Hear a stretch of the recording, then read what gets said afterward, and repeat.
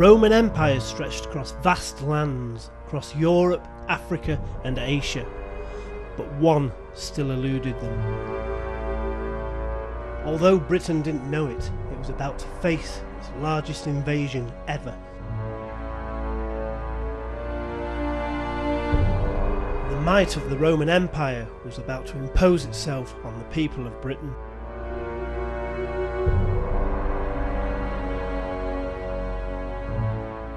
The way the country was run was about to be changed forever. The people of Britain would have to learn to live under Roman rule. After all, they were truly now part of the biggest empire in the world. It was true to say that Britannia really did rule the waves.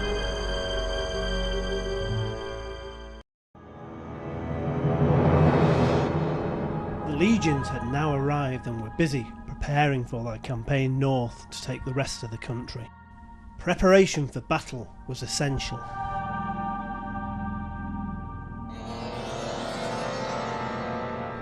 But the Roman army was to meet fierce opposition from the tribes of Britain. The Celts had their own religious beliefs and worshipped different gods than the Romans.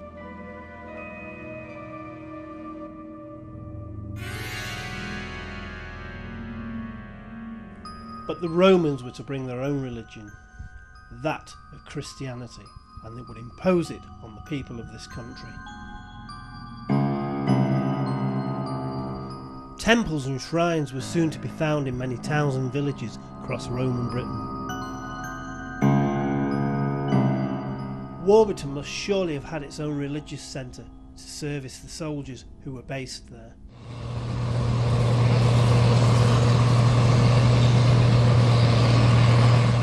Indeed, the number of highly important Roman artefacts recovered from the Warburton fields indicates a site of major proportions.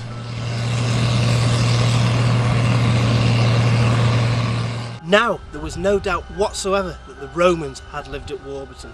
The Roman Empire had reached us.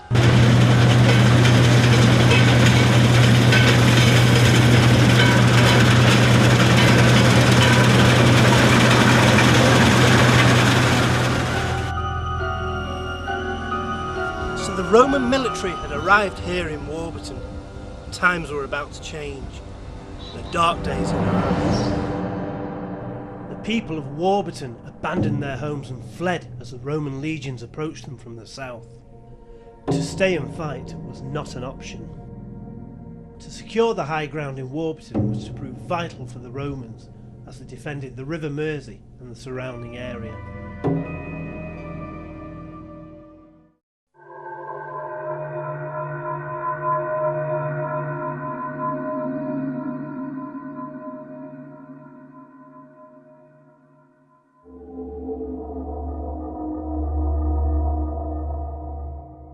Warburton was now under the control of the Roman military, and the fortlet was quickly constructed.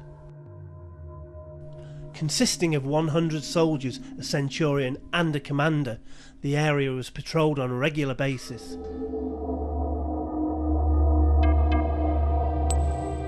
To defend the crossing at Warburton was paramount for the Roman army, and they would use any means and any weaponry available to carry out that task. The Roman military were an elite force and had an array of weapons available to them, such as catapults and ballistas, and would defend anything that they had captured.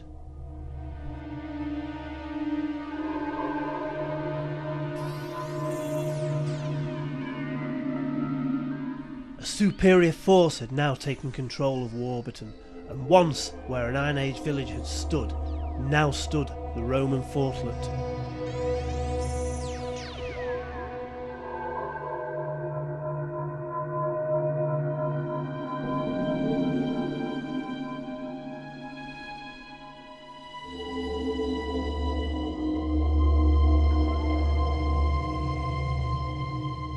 Once the Roman fortlet had become established, so did the settlement around it. Indeed, soldiers' families soon grew to live within the bounds of the fort itself.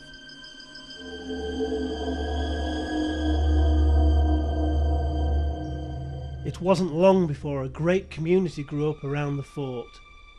When the fort moved on, the community remained, and a magnificent Roman farmstead is thought to have been built on the field where the fort once stood.